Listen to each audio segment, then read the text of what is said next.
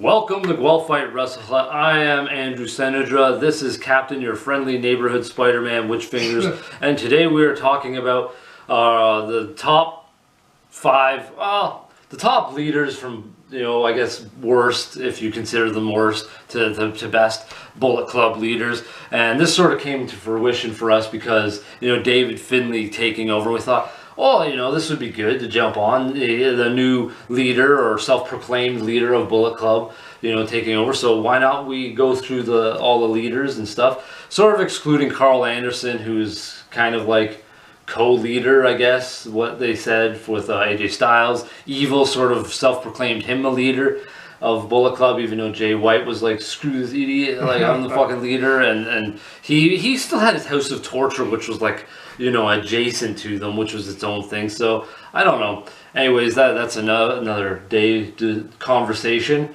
And Cody was another one who's like thinking he was the fucking leader, and he was just like the dud over somewhere else. He's like, screw you, you're not the damn leader, you're a chud. Get out of here. Kenny's the damn man. Anyways, also what we decided we wanted to do is David Finlay. We're actually gonna, with ranking him, we're gonna actually rank him based on where we think his potential could be as the leader, not the last couple of months, because that obviously wouldn't make any sense comparing him. Obviously he would be at the bottom with credentials, but we're going to see where he might be projected to be, where we think he could go. So that sort of makes it a little more intriguing, I think, by doing it that way. So we're going to start off with, I guess, bottom to top. I guess I'll go first. My bottom guy is Prince Devitt. Even though he's the initial guy, everyone will be like, oh, he's the guy at the beginning and started it all. I was like, I don't know. I wasn't really compelled with the character and the stories too much, at least not till the end, maybe of his reign, right before he got booted out of Bullet Club and went off to stupid Vince land, in the States. But yeah, I just wasn't really into him that much and all of that. Maybe it was because Bullet Club was just like coming to alive at that time, and it was a small faction. It hadn't developed into the seriousness and the big takeover and the powerhouse that they eventually did become with the next leader, AJ Styles, and so on and so on. But yeah, that's why I have him down there. And there wasn't too much on him to really go into, I guess, but that's why I have Prince Devitt down there.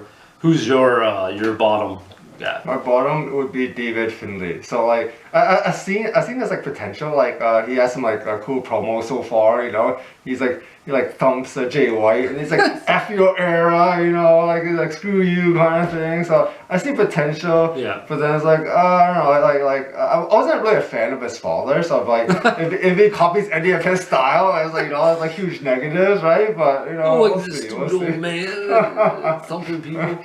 My next guy is going to be AJ Styles. So that's going to make for some interesting stuff, coming ahead. But AJ Styles, I think he did really well. He came in, won the title, and Bullet Club really started to have some momentum with different stuff.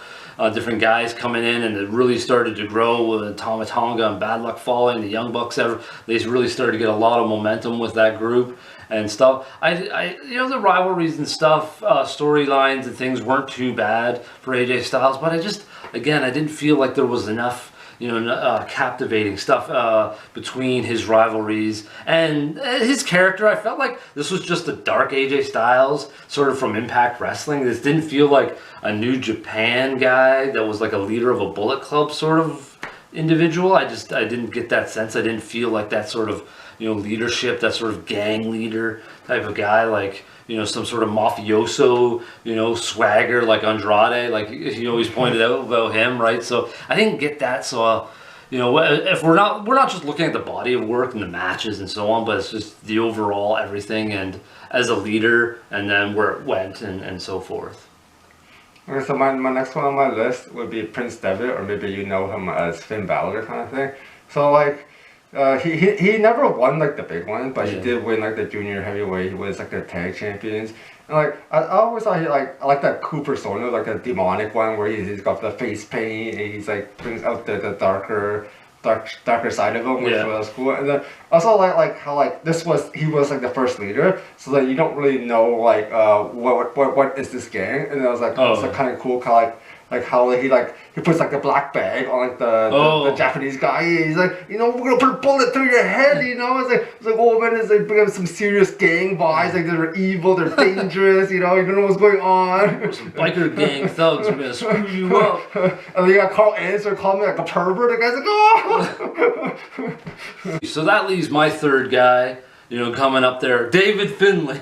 I'm gonna take a risk, and I'm gonna think that there's gonna be potential here. He's gonna take maybe Bullet Club in a bit of a different direction, because we've already seen him knock out Jay White, a very, you know, predominant big leader for Bullet Club, a guy that was extremely accomplished, right? And he's sort of taken him down, and they're putting him in that role all of a sudden. So that means there's a lot of confidence in what he's gonna do. And then recently, he's knocked out one of the fan favorites, El Phantasmo. So, you know, I'm thinking what kind of direction they're going to go. Like, how evil, how aggressive, how, you know, mean is David Finlay going to be? It seems like he's going on like sort of a rampage, and it's going to be really intense. And so far, like, I know his history. He's had some solid matches. Obviously, character-wise, like, he probably wasn't too much for the previous years with Juice Robbins and stuff. Juice was more of the character, I guess. But I'm seeing that character really evolve now. He has his own persona. He is his own identity. And his match work is constantly, I felt like, getting better and better.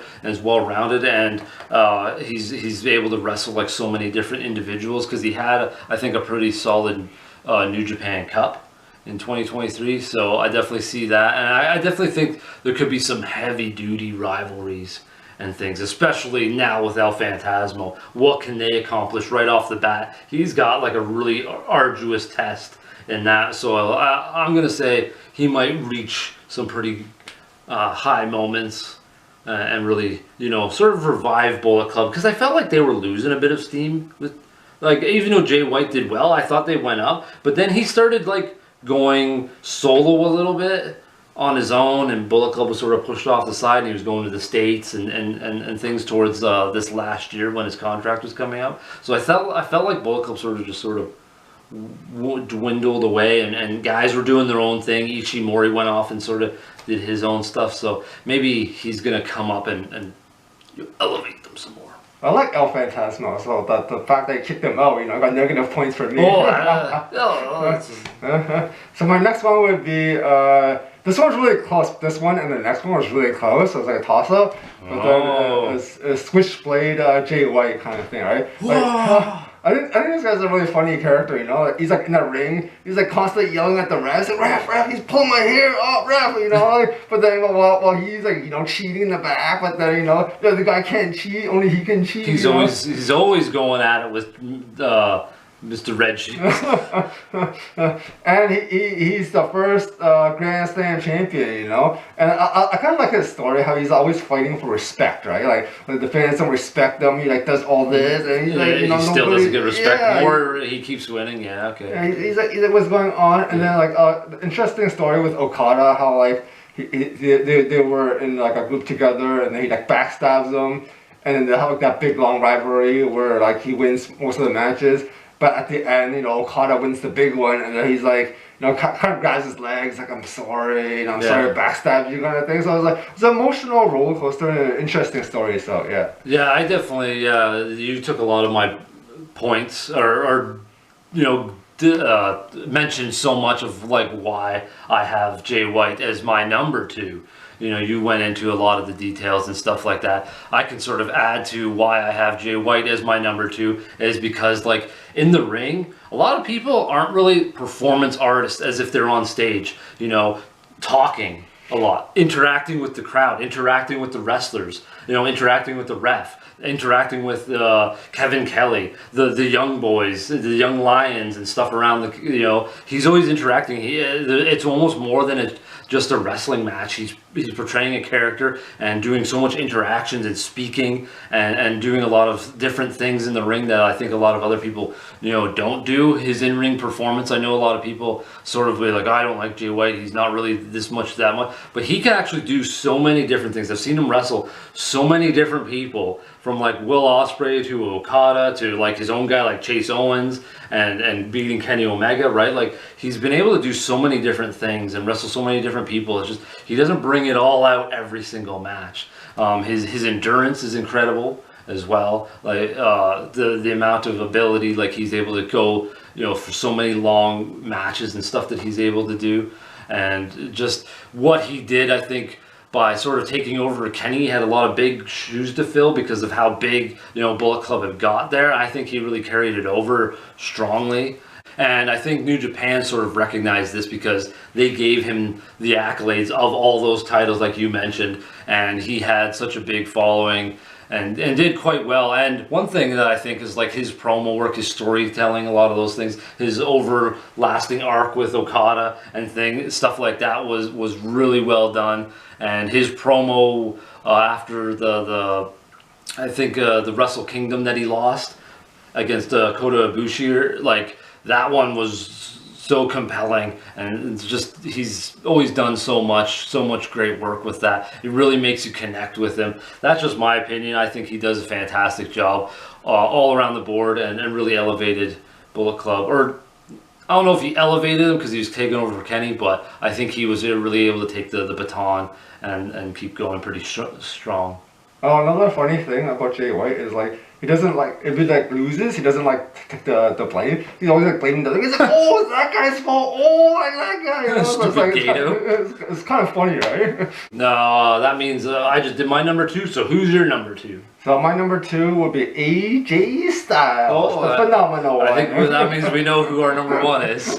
He brought like a coolness factor into like the West. I think he brought like a little bit more eyes. He was fairly big in Impact. He had a long run. I think it created like a lot of fans, kind of thing. Yeah, I agree. You bring up some really solid points there. So I definitely never thought about like the eyes that he brought and sort of the different type of persona he brought with him from America. So yeah, that's actually really good stuff. Good research, good points he's got down here today. And he also beat Okada, 2-time champ. Yeah, that's pretty damn good. Usually when you face Okada, Okada beats you like the first couple of times, right? But he just like whooped Okada, took his belt, and this guy's like phenomenal like worker. He's like great in the ring, always put on like amazing matches. So I could definitely. It's kind of cool that we got like these different lists and these interesting points of like why we have the guys in the different spots, though. So it's really interesting. But now it means Kenny is number 1 for both of us. We both got all our points. Kenny is number 1 because I think like when he took over for AJ Styles and his persona, his Albert Wesker villainous persona imagery and stuff was, I just think, changed everything.